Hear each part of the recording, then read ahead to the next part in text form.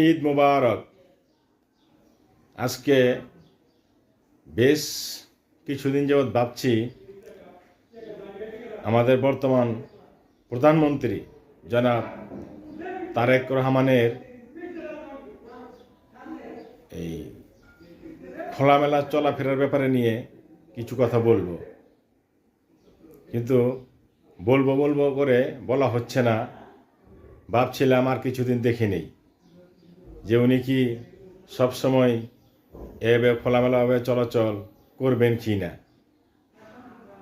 আজকেও দেখলাম ঈদের জামাতের পর উনি জনগণের সাথে হ্যান্ডশেক করছেন, কোলাকুলি করছেন।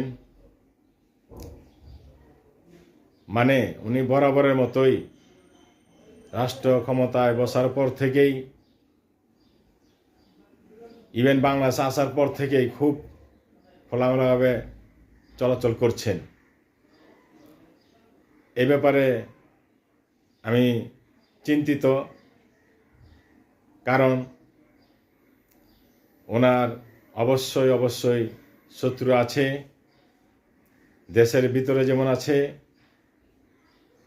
বহির্বিশ্ব আছে। উনি হয়তো এখন 1 মাস যাবৎ বা 2 মাস যাবৎ খোলামেলাভাবে চলাচল করছেন, তেমন কোনো অসুবিধা মনে করছে না। ওনার শত্রুরা হয়তো ওনার গতিবিধি লক্ষ্য করছেন, ওনার এভাবে খোলামেলা চলাচল নিয়ে গবেষণা করছেন।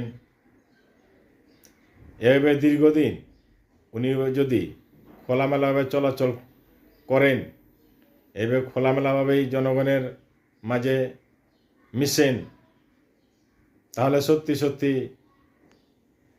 কোনো একটি অঘটন ঘটে যেতে পারে। এটা দেশের ভিতরে শত্রুদের থেকে হতে পারে, এমনকি বহির্বিশ্বের কোনো শত্রুদের মাধ্যমে হতে পারে।